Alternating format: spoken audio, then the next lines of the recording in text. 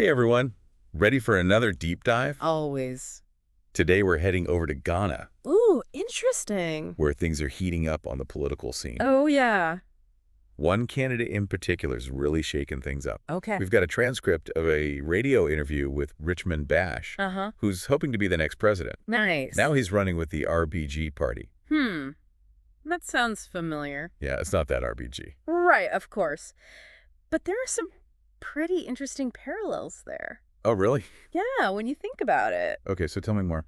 Well, the name isn't just some catchy acronym. Okay. RBG stands for red, black, and green. Uh-huh. And those colors carry a lot of weight. Oh, right, the Pan-African movement. Exactly. To be honest, I don't really know much about that. Oh, okay, sure. I know it's about shared African heritage, but... It is, but it goes way beyond that. Okay. Think about it this way. Right. Imagine a movement born out of resistance to colonialism. Wow. People striving for unity across this incredibly diverse continent Hmm. and envisioning a future where everyone of African descent can truly thrive. So it's about more than just heritage. So much more. It's about shared struggles and aspirations. Exactly. So when this party uses those colors, Uh-huh. they're tapping into something really powerful. Absolutely. It's like a direct line to voters' emotions. You see those colors and you instantly feel connected. Do a larger struggle. Yes. And a shared identity. And a hope for a better future. Man, it's better. Sorry. It's definitely a savvy way to connect. It's more than just symbolism, right? Oh, definitely. Bash has laid out a pretty substantial platform. So what's the core of his message? Well, his manifesto is built on three main pillars. Okay, let's hear him. Basic amenities first, Makes sense. economic empowerment, Right. and, of course, Pan-African unity. So he's thinking both short-term and long-term, Exactly. meeting people's immediate needs, but also, Something bigger. yeah, that long-term vision. And think about the challenges facing so many developing countries. What? Lack of basic infrastructure, Right. economies that are struggling to grow, Yeah, limited opportunities for young people. it's a familiar story. Sadly, yes, and these are issues that resonate across the entire continent. And Bash is saying that Pan-Africanism is the key to solving all of that. In a way, yeah. Okay. He argues that Ghana can't truly thrive in isolation. Interesting. He sees a stronger, more interconnected Africa as essential for everyone's success. Okay, I'm starting to see how it all fits together. Yeah. But let's be realistic for a second. Sure. Politicians are good at making promises. That's true. But what about the people on the ground in Ghana? Yeah. What do they think? Do they actually buy into all of this? That's a great question. Yeah. And luckily, this radio interview actually gives us some insight. Oh, perfect. Two citizens called in to share their concerns. Okay, who were they? Akasua, a market vendor. So someone dealing with the day-to-day realities of the economy? Exactly. And Kwame, a university student who's about to graduate. Okay, so someone worried about their future. Mm-hmm. So we've got two very different perspectives. Yeah. What were their biggest issues? Well, for Akasua, it was the rising prices. Yeah, inflation is hitting a lot of places hard. And on top of that, the infrastructure in her market is crumbling. Oh, wow. So it's making it even tougher to run her business. It's a real struggle for her. That's rough. And Kwame, well, he's facing a pretty weak job market. Makes sense. He's about to finish his degree, Yeah. but he's worried about what comes next. Finding a job in a tough economy is never easy. No, it's not. So they're both facing very real challenges. Yeah. Did Bash offer any concrete solutions for them? He did. Okay. I'm interested to hear this. And this is where his Pan-African vision starts to take a more practical shape. All right, so let's start with Akasua. Okay. What did Bash propose to help her with the rising prices? He talked about investing in local production. To reduce reliance on imports? Exactly. And what about the infrastructure issues in her market? He mentioned prioritizing road improvements. Which would definitely help her get her products to market. And he also talked about upgrading market facilities. Okay, so that sounds like it could have a real impact on her livelihood. It could. But is it realistic? That's the big question. Can Ghana really ramp up production that quickly? That's what we'll have to look into. Yeah, is it just a nice idea, or can it actually be done? It's a good example of how Bash is trying to connect his broader vision. To the actual needs of Ghanaians. Exactly. Okay, so what about Kwame and his job hunt? Right. So this is where it gets even more interesting. All right, lay it on me. Bash proposed something called a Green Youth Initiative. Oh, that sounds promising. It's focused on creating jobs. In what sectors? Renewable energy technology, sustainable agriculture. So tapping into some of those global trends. Exactly, and recognizing that Africa needs to invest in sustainable development. It's not just about creating jobs today. It was about building a future. Yeah, equipping young people with the skills they'll need. Yeah. He even talked about partnering with industries. To offer paid internships and apprenticeships. That's right, give them some real-world experience. Okay, I like that it's not just empty promises. It's a much more proactive approach. But again, can he actually deliver? We'll have to dig into the specifics of his plans. Yeah, analyze whether they're truly feasible. Exactly. Okay, so we've got a candidate who's weaving together these big Pan-African ideals with solutions for everyday problems. It's an interesting mix. But how does that actually translate into policy? Well, that's what we're going to explore next. Okay, I'm ready for part 2. Let's dive deeper into those specific proposals. All right. We'll analyze their potential impact and see if Bash can really bridge that gap. Between rhetoric and reality. Exactly. Sounds like we've got a lot more to unpack. We do. I'm ready when you are. Let's go. So we left off with Richmond Bash laying out some pretty ambitious plans. Yeah, he's definitely not shying away from big ideas. Let's dig into those a bit more. Okay, sounds good. I want to start with his ideas for tackling those rising prices that Akasu was talking about. Right, so his approach for helping her and other market vendors, Yeah. it really has two main parts. Okay. First, he wants to boost local production. Okay, to reduce reliance on those expensive imports. Exactly. And second, he wants to directly address the infrastructure problems. That are making it so hard for vendors like Akasua to do business. Right, on both counts. So on the surface, it sounds like a solid plan. Yeah, it does. But I'm curious about the first part. Okay, boosting local production. Yeah, how much control does Ghana actually have over its own production? That's a really good question. What are some of the hurdles they might face? Well, Ghana, like a lot of developing countries, Yeah. relies pretty heavily on imports for certain goods. Right. So shifting towards more local production Mhm. requires a lot of things. Like what? Investment, for one thing. Okay. You need expertise. Makes sense. And sometimes you even need to change consumer behavior. Right. It's not like you can just flip a switch Exactly. and suddenly have everything made Well, locally. it's a process, for sure. Let's take agriculture as an example. Okay. Bash talked about increasing local food production. To combat those rising food prices. Right. But does Ghana actually have enough arable land? That's one question. Are there enough farmers with the skills and the resources to really meet that demand? That's another big one. And even if they can produce enough food, Uh-huh. what about processing it and getting it to consumers? You're hitting on a key point there. Akasua needs reliable roads, Definitely. and she needs modern facilities to get her products to market.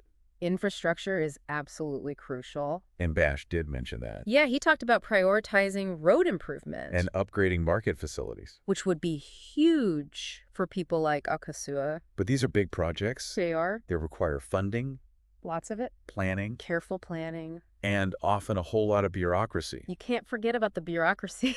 It's not just about good intentions. Fair enough. You need the capacity to get things done. You need the political will, too. And let's not forget about the money. Oh, yeah. The financial side of things is huge. Bash mentioned microloans for small businesses. As a way to help people like Akosa expand, Right, but are those loans going to be affordable? that's a key question. Will the terms be favorable for people who are already struggling? It's got to be sustainable. Okay, so even with the best intentions, there are a lot of potential problems. Definitely things to consider. What about Kwama, the university student? Right. What about those job prospects? Can Bash's Green Youth Initiative really deliver on those promises? Well, it's definitely tapping into some major global trends. Like what? The whole renewable energy sector is booming right now. That's true. And there's a growing recognition that Africa needs to invest in sustainable development. But creating a skilled workforce in these areas takes time, It does. and it takes resources. You can't just say we're going to create green jobs. Right. You have to actually make it happen. So let's look at renewable energy specifically. Okay, good example. Does Ghana have the educational infrastructure to train all the people they'll need? To train engineers and technicians who specialize in these new technologies. Solar, wind, geothermal. This whole new skill set Are there enough companies investing in these technologies in Ghana? to actually create those jobs. That's a good point, because even if the jobs exist, Mm-hmm. how do you make sure that young people like Kwame have a fair shot at getting them? access and opportunity are crucial. We talked about those internships and apprenticeships. Right, as a way to give young people real-world experience. But are those opportunities going to be available to everyone? Or will they just go to a select few? That's a big concern. It's a question of equity. If those opportunities aren't available to everyone, Then this initiative could actually end up making inequality worse. okay, so we've talked about the potential benefits And some of the potential pitfalls. of Bash's proposals. Yeah, we've covered a lot of ground. But I keep coming back to this idea of Pan-Africanism. It's definitely central to his campaign.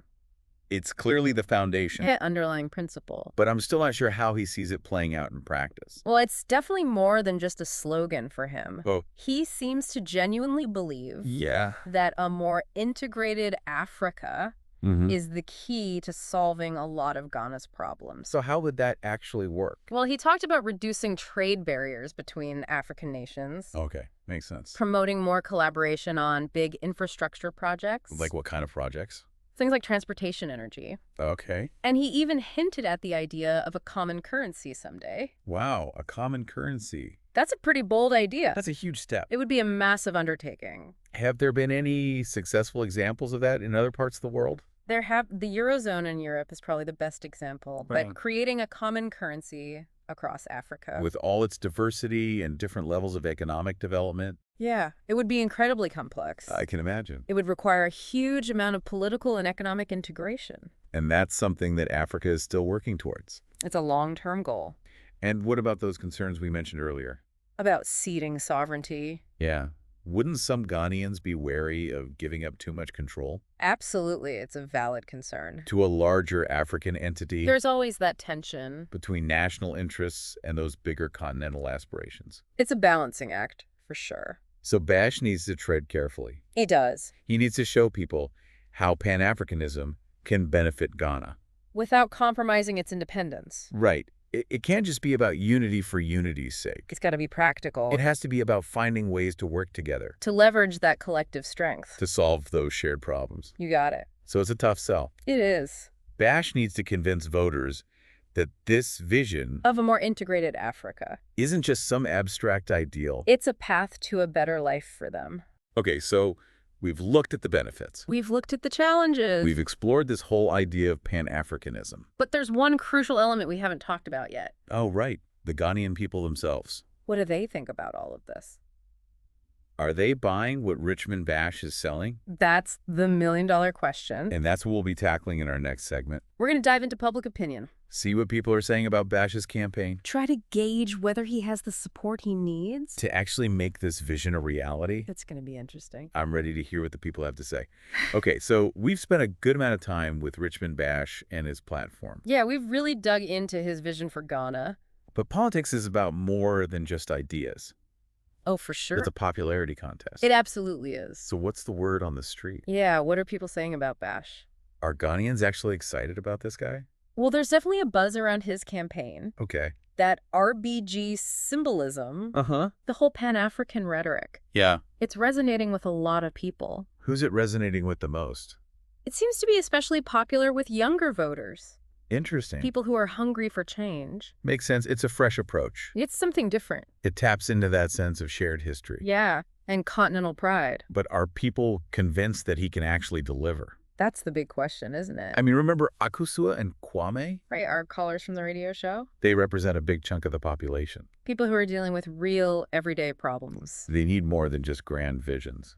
They need to see how this is going to make their lives better. So what are people saying about Bash's specific proposals? I mean, are they buying into these ideas about boosting local production? Creating green jobs, improving infrastructure? It's a mixed bag, to be honest. Okay. There's definitely a lot of enthusiasm. Okay. Especially among those who feel like traditional politics has failed them. They're looking for something new. Exactly, but there's also a good amount of skepticism. Okay, and where's that skepticism coming from? People who've heard these kinds of promises before. And seen them go unfulfilled. Sadly, yeah, it's hard to blame them for being a bit cynical. Especially in countries with a history of corruption. Or broken promises. So what are the main sticking points? Where do people have doubts about Bash's plans? Well, one thing that keeps coming up Is the feasibility of his economic plans. Okay, so people are questioning whether he can actually pull it off. Critics say his proposals lack detail. They're not specific enough? And they argue that they're just too ambitious. For a country like Ghana? A country facing some serious economic challenges. Right, it goes back to that question of, can he actually deliver? Can he really make this happen? And then there's the whole Pan-Africanism thing. Right, that's a whole other layer of complexity. It's a powerful idea. It appeals to a lot of people. But there are also concerns about whether it's realistic. Or even desirable in practice. You mentioned earlier that some Ghanaians might be wary of giving up too much control. To a larger African entity. Are those concerns pretty widespread? It's definitely a point of debate. Okay, so how are people thinking about this? Well, some people see Pan-Africanism as a way for Ghana to gain more power. Okay. Economically, politically. On the world stage. Exactly. It's about leveraging that collective strength. But others are worried about losing control. About becoming entangled in regional conflicts. From Ghana's interests sidelined. In favor of those bigger continental goals. That's a real dilemma. It is. And it's one that Bash needs to address head-on. He can't just ignore these concerns. He has to show people how Pan-Africanism can actually benefit them. Give them concrete examples. Not just vague promises. And he has to acknowledge the risks involved. Right, because it's not all sunshine and rainbows. There are real challenges to overcome. So let's say for a second that Bash actually wins this election. Okay, let's play that scenario out. He's got the mandate, he's got the enthusiasm. But he's also got a mountain of challenges. What are some of the key things he'll need to do to actually make this vision a reality? Well, first and foremost, he needs to build a strong team. Okay. People who know what they're doing. Experts in their fields. People who can navigate the complexities of Ghanaian politics. And the challenges of regional integration. It's going to take more than just charisma and good intentions. He needs people who can get things done. Absolutely. And he also needs to prioritize transparency. Keep people informed. Be honest about the challenges. Don't hide the setbacks. It's about building trust. Showing people that he's in it for the long haul. And he needs to be smart about his alliances. Within Ghana and across the continent. He needs to build coalitions. Work with other leaders who share his vision. Leaders who are willing to collaborate. So it's a delicate balancing act. It is. Maintaining Ghana's national interests while also pursuing that bigger goal of Pan-African unity. It's a tough road ahead. But it's not impossible. And that's what makes Richmond Bash so interesting. He's asking Ghanaians to imagine a different future. For their country and for Africa as a whole. Whether he succeeds or fails, it's going to be fascinating to watch. This election is about more than just choosing a leader. It's about deciding what kind of future Ghana wants to build. And that, dear listener, is a decision that goes beyond the ballot box. It's about engaging in the conversation. Staying informed. Holding your leaders accountable. We encourage you to keep exploring this topic. Learn more about Pan-Africanism. And think about how these ideas might apply to your own community. Thanks for joining us on this deep dive into Ghanaian politics. Until next time, stay curious and keep learning.